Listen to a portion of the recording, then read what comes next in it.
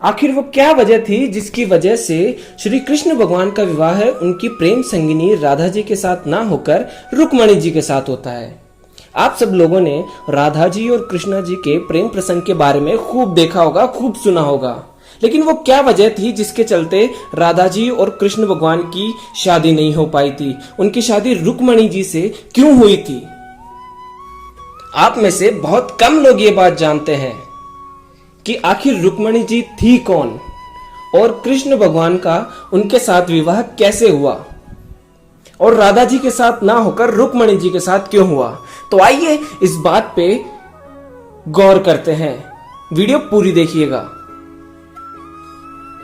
जैसा कि आप लोग जानते हैं, विष्णु भगवान समय समय पर धरती से पाप का विनाश करने के लिए अवतार लेते रहते हैं। इस कारण विष्णु जी की पत्नी देवी लक्ष्मी जी की भी इच्छा हुई कि वे भी उनके साथ धरती पर अवतार ले और धर्म के युद्ध में वे भगवान विष्णु जी का साथ दें। इसलिए त्रेता युग में जब विष्णु भगवान श्री राम भगवान के रूप में धरती पे जन्म लेते हैं तो लक्ष्मी जी भी उनका साथ देने के लिए सीता माता के रूप में धरती पे जन्म लेती है। उसी प्रकार द्वापर युग में जब विष्णु भगवान श्री कृष्ण भगवान के रूप में धरती पे अवतरित होते हैं तो रुक्मणी जी बनके लक्ष्मी जी श्री कृष्ण भगवान का साथ देने के लिए धरती पे जन्म लेती है। द्वापर युग में देवी लक्ष्मी जी ने रुक्मणी जी के रूप में विदर्भ देश के राजा भीष्मा के यहाँ बेटी के रूप में जन्म लिया था। रुक्मणी जी के जन्म से ही राजा भीष्मा अत्यंत प्रसन्न थे, परंतु रुक्मणी जी के जन्म के कुछ महीने बाद ही पूतना नाम की राक्षसनी उन्हें मारने के लिए भीष्मा के महल में आ गई। दोस्तों, आपको मैं बता दूं, ये पूतना वही राक्षसी है जिसने अपने जहरीले स्तनपान से कृष्ण भगवान को मारने का प्रयास किया था। कंस के आदेश पे जिसने एक छोटे से बालक कृष्ण भगवान को अपने जहरीला स्तनपान करवा के मौत के घाट उतारने का जो दुस्साहस किया था, ये पूतना वही है।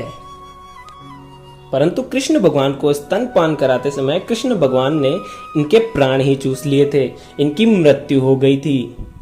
रुक्मणी जी को भी इन्हीं जहरीले स्तनों का पान कराने के लिए राक्षसी पूतना उनके महल में घुस गई थी।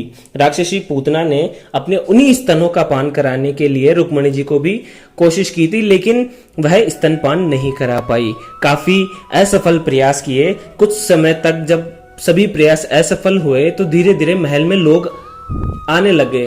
लोगों को आते देख वह रुक्मणी जी को लेके आसमान में उड़ गई। लोग यह देख के चौंक गए और उसका काफी दूर तक पीछा भी किया, लेकिन पूतना रुक्मणी जी को अपने गोद में उठाए आसमान में काफी ऊपर तक चली गई थी।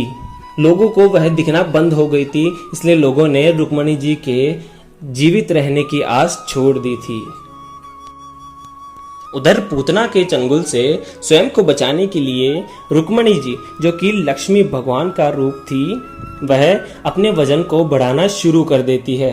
धीरे धीरे वह अपना वजन इतना बढ़ा लेती है कि पूतना से उनका वजन सहन नहीं होता है और वह उनके हाथों से छूट जाती है।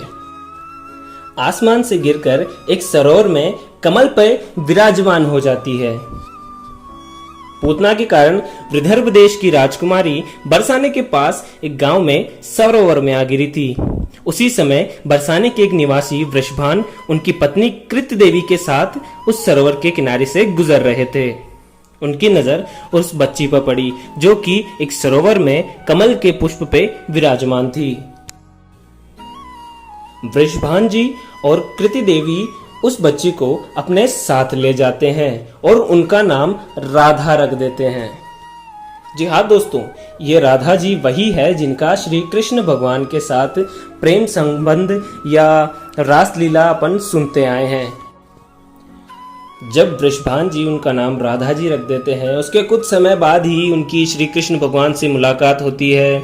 और जैसा कि आप लोग जानते हैं कि एक बार विवश होकर श्री कृष्ण भगवान को गोकुल और राधा जी को छोड़कर द्वारकापुरी जाना पड़ता है। श्री कृष्ण भगवान ने यह सोचा था कि वह वापस आके राधा जी से शादी कर लेंगे और उन्हें अपनी पत्नी बना लेंगे, परंतु कृष्ण भगवान के जाने के कुछ समय बाद ही विदर्भ देश के राजा भीष्मा को यह पता चलता है कि वह जो राधा जी है वही मेरी पुत्री रुक्मणी जी है, इसलिए वह वहां जाकर तुरंत अपनी बेटी को पुनः अपने राज्य में ले आते हैं। विदर्भ राज्य श्री कृष्ण भगवान के शत्रुओं का राज्य था, इसलिए वे रुक्मणी जी की शादी किसी और के साथ करवाना चाहते थे। जैसे ही कृष्ण भगवान को पता चलता है, वह रुक्मणी जी का हरण करके उन्हें अपनी पत्नी बना लेते हैं। तो दोस्तों, ये राधा जी भी रुक्मणी है और रुक्मणी ही राधा है, बस समय का और जगह का परिवर्तन था। जब वह भीष्मा के राज्य में थी तब वह रुक्मणी, और जब बरसाने में थी तो राधा। इसलिए महाभारत में कई किस्सों में यह बताया जाता है कि जब जब कृष्णा के साथ राधा का नाम आता है तब तब रुक्मणी का नाम नहीं आता, और जब कृष्ण का विवाह रुक्मणी जी से होता है उसके बाद राधा जी के प्रसंग का कोई विवरण नहीं है। सो उम्मीद करता हूं दोस्तों आपको ये जानकारी पसंद आई होगी। कोई भी सुझाव या शिकायत है तो कमेंट बॉक्स बनाया गया है यार, कमेंट बॉक्स में आप जरूर बताइए कि क्या कमी है या आप अगला टॉपिक कौन सा चाहते हैं। हमारी वीडियो को लाइक करना और चैनल को सब्सक्राइब करना बिल्कुल भी नहीं भूलिएगा। जय श्री कृष्णा।